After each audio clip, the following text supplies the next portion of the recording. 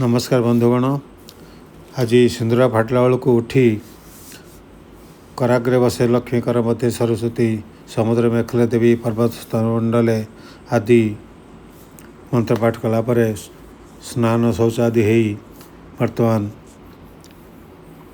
प्रतिदिन भली आचमन करी जप ध्यान करवा, गीत गोविंद पाठ करवा, जगन्नाथ अष्टम पाद करवा, मंगल आरती करवा, ये सब पर ग्रामवासी मैंने आसीगले। आम बाहरी गलु नगर संकीर्तन को। हरिकृष्ण महामंत्र आम गाँटी प्रतिदिन सूर्योदय समय उछुल उठुची। गाँव आबाल वृद्ध वनिता एथिरे जोग दौरान। गाँव माँ मौसी मैंने जोग दौरान। देखु मौसीटी घर बाहरी शंख ध्वनि करी स्वागत करुच्ची। घरे समस्ते कलश बसाउछन्ति, फूल बिछोड़ुछन्ति। शंख ध्वनि हळू हळू रे पूरा गाँ चा उछुली उठसी। ये जो खुशी, ये जो भगवान कृपा मिलुची, भगवत कृपा मिलुची, देखले विश्वास करि हबो, कथारे बखाण करि हबोनी। रोम टांकरी उठे। कीर्तन शेष में हरिबोल ध्वनि रे छोट छोट पिला माने नाचुछन्ति। एटा प्रत्येक दिन कथा, केवल आज कथा नुहे। कीर्तन पर टिके बाड़ी बुलिया गली। बाटे नुआ भेंडी छनछनिया भेंडी होईची। भेंडी तोड़ी आसी तापरे ब्रेकफास्ट करिया। ब्रेकफास्ट देखिए आज कौन होईची देखिया। ओहो, सबदिन भली सालाड मेंचे होईची। सालाड खाइले आपण कष्ट बेसी हेबनी। हार्ट भल रहिबो, ब्रेन भल रहिबो, किडनी भल रहिबो। जहा हो ब्रेकफास्ट पर बर्तमान हॉस्पिटल जाओ समय है। हॉस्पिटल जावा रोगी मैंने अपेक्षा करछन्ति। तांकर जो विश्वास, तांकर मो प्रति जो आस्था, भगवान कृपारू से तांकर आस्था भाजन हो पारे बोली मोर आशा। केते ओपीडी पेसेंट थिले, तांको देखला परे एबे मु ऑपरेशन थिएटर बाहरची। ऑपरेशन थिएटर रे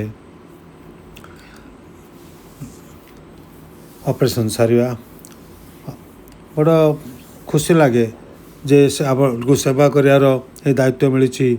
आउ लोक मैंने उपकृत होती। गाँव में हॉस्पिटालिटी लोक मैंने जो सहर बजार जाई कटक भुवनेश्वर के दूर दूर जा ऑपरेशन होता गाँव से ऑपरेशन मिलूँ। ए घर को फेरी आसी घरे सुंदर पोखरीटाए आमर आ पाग बहुत भल अच्छी। सुंदर फुल होती।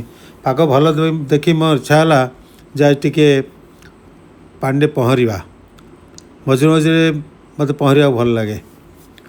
मु आउ थे देखी पहरवा दृश्य देखी। ये चिति पहरा, तापरे बुड़ा पहरा। बुड़ी गोटे जगार बुड़ी के आउ जगार उठ बड़ा मजा लगे। से भी गोटे खेल हुए। आम पिला बेले घंटा घंटा ये खरा दिने पोखरी रे बुड़ी रोलु। से फैन नाला तो आम बेले इलेक्ट्रिसिटी नाला, तेणु फैन नाला कि एसी नाला। तेणु ये पानी आमर भरसा थिला। आउ गाँव रे केते पोखरी थिला, केते निर्मल पोखरी थिला। आउ आमे गाँ जाक पिला माने सब जाई से पोखरी प्राय दिन सारा बुड़ी रोलु। सका टिके चांस मिलने जाकि पोखरी पड़ जाऊलु। किंतु से दिन गलानी। आउ पोखरी पिला कथा मन पड़े। आम गाँ पिला बेले तो आम पाठ पढ़ा होता गोटे रचना लिखापी से सहर पिला और ग्राम पिला भितर पार्थक्य बा से आम लिखुलु। सहर पिला माने टेका पांडे बा पाइप पांडे गाधाती। आम सब पोखरी नई पांडे गाधो। तेणु आमर बेसी स्वास्थ्य भल रहे बोली। जहा हो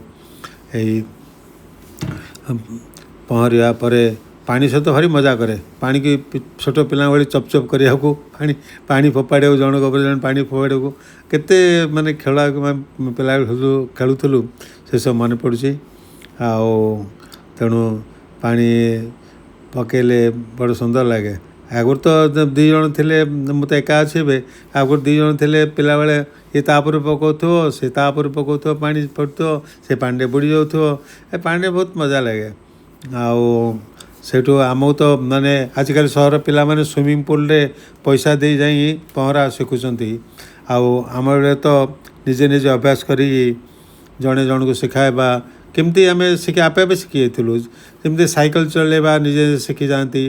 पहरिया भी निजे निजे शिखी जाती। ପିଲାଦିନ କଥା ବହୁତ ମନେ ପଡ଼େ। ଯାହା ହଉ ବର୍ତ୍ତମାନ ଏଇ ପହଁରିବା ସମୟରେ ଖବର ଆସିଲା ମୋବାଇଲରେ ଯେ ଭଦ୍ରକରେ ଗୋଟେ ଅପରେସନ୍ ଅଛି, ତେଣୁ ମୋତେ ଶୀଘ୍ର ଯିବାକୁ ପଡ଼ିବ।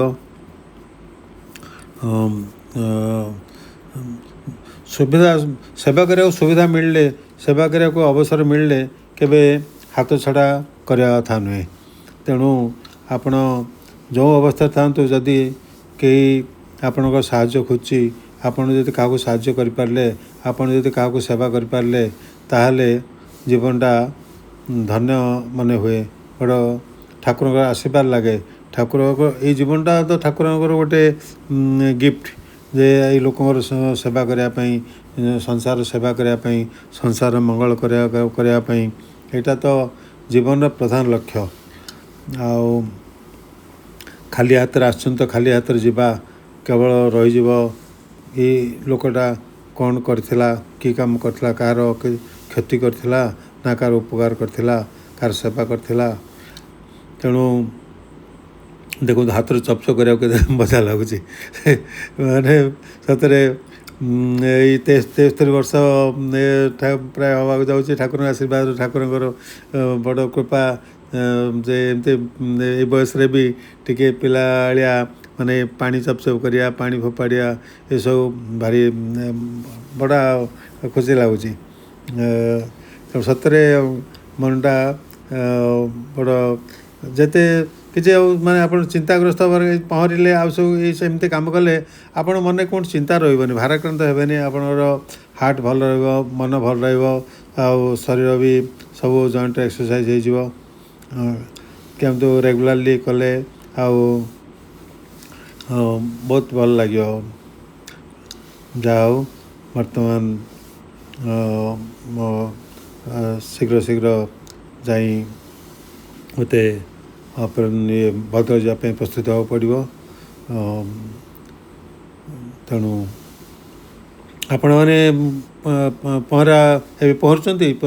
କେଉଁଠି ପାଖରେ ନିଜ ପୋଖରୀ ଭଲ ଥିବ ପହଁରୁଛନ୍ତି?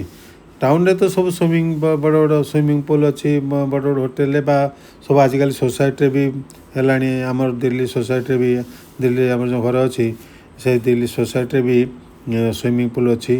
ତେଣୁ ସୋସାଇଟିରେ ବି ସୁଇମିଂ ପୁଲ୍ ଅଛି, ସେଠି ପିଲାମାନେ ସବୁ ସେଠି। ଆଚ୍ଛା, ସେଠି ଆମର ଏଠି କ'ଣ ଗାମୁଛା ଖଣ୍ଡେ ପିନ୍ଧିଲେ କି ନହେଲେ ଯିଏ ଯାହା ପିନ୍ଧିଲା ଯାଇକି ପୋଖରୀରେ ଗାଧୋଇ ପଡ଼ିଲା। ସେଠି ସୁଇମିଂ ପୁଲ୍ରେ ସେଠି ନାହିଁ, ସେଠି ଡ୍ରେସ୍ କୋଡ଼୍ ଅଛି। ଝିଅମାନଙ୍କ ପାଇଁ, ପୁରୁଷମାନଙ୍କ ପାଇଁ ଆଉ ସ୍ତ୍ରୀ ଲୋକମାନଙ୍କ ପାଇଁ ଅଲଗା ବ୍ୟବସ୍ଥା ଅଛି। ଛୋଟ ପିଲାଙ୍କ ପାଇଁ ବି କମ୍ ପାଣି ଥିବା, କମ୍ ଗଭୀରତା ଥିବା ସାଇଡ଼୍ ଅଛି, ଯେଉଁଠି ଛୋଟ ପିଲାମାନେ ବି ଶିଖିପାରିବେ। ଆଉ ଛୋଟ ପିଲାଙ୍କ ପାଇଁ ଆପଣଙ୍କର ଲାଇଫ୍ ଜ୍ୟାକେଟ୍ ପିନ୍ଧିବାକୁ ପଡ଼େ। ଆଉ ବୟସ୍କ ଲୋକମାନେ ପାଇଁ ବି ଲାଇଫ୍ ଜ୍ୟାକେଟ୍ ପିନ୍ଧିବାକୁ, ପହଁରିଲା ବେଳକୁ ଲାଇଫ୍ ଜ୍ୟାକେଟ୍ ପିନ୍ଧିବାକୁ ପଡ଼େ। ଥରେ ଲାକ୍ଷାଦ୍ୱୀପରେ ମୋର ପୋଷ୍ଟିଂ ଥିଲା, ସେଠି ସମୁଦ୍ରରେ ଆମେ ପହଁରୁଥିଲୁ। ସମୁଦ୍ରରେ ସେଇଟା ଅଲଗା ରକମ ସମୁଦ୍ର, ଢେଉ କମ୍ ଥାଏ। ତ ସେଠି ବି ସମସ୍ତେ ଲାଇଫ୍ ଜ୍ୟାକେଟ୍ ପିନ୍ଧି ପହଁରିଲେ। ମୁଁ ପହଁରିଲା ବେଳକୁ ଲାଇଫ୍ ଜ୍ୟାକେଟ୍ ପିନ୍ଧିଲିନି। ସେମାନେ ସମସ୍ତେ ବାରଣ କଲେ ନାଇଁ ସମୁଦ୍ର ଭିତରକୁ ଯିବାକୁ ମନା। ମୁଁ କହିଲି ଆମେ କେତେ ସମୁଦ୍ର କୂଳିଆ ଲୋକ, ଆଉ ଆମେ କେତେ ଗାଧୋଇଛୁ। ଯାହା ହଉ ସେ କଥା ମନେ ପଡ଼ିଗଲା। ବର୍ତ୍ତମାନ ପୋଖରୀରୁ ବାହାରି ମୁଁ ଟିକେ ନିଜକୁ ପ୍ରସ୍ତୁତ କରି ବର୍ତ୍ତମାନ ସାଙ୍ଗେ ସାଙ୍ଗେ ଭଦ୍ରକ ଯିବି। ଭଦ୍ରକରୁ ଅପରେସନ୍ କରି ଫେରି ଆସିଲେ ଘରେ ପୁଣି ବିଶ୍ରାମ ନେବା। ଭଦ୍ରକରେ ଅପରେସନ୍ ପାଇଁ ଅପେକ୍ଷା କରିଛନ୍ତି। 2-3 ଥର ଫୋନ୍ ଆସିଲାଣି, ସେ କ'ଣ ଜାଣିଛନ୍ତି ମୁଁ ପୋଖରୀରେ ଗାଧୋଉଛି। ଯାହା ହଉ ଭଦ୍ରକରେ କାମ ସାରି, ଓହୋ କି ସୁନ୍ଦର ପଶ୍ଚିମ ଆକାଶ, ବଡ଼ ଖୁସି ଲାଗିଲା। ଯାହା ହଉ ଆପଣଙ୍କ ସହିତ କଥା ହେଲି। ନମସ୍କାର। ଭିଡ଼ିଓଟିକୁ ଲାଇକ୍ କରିବେ।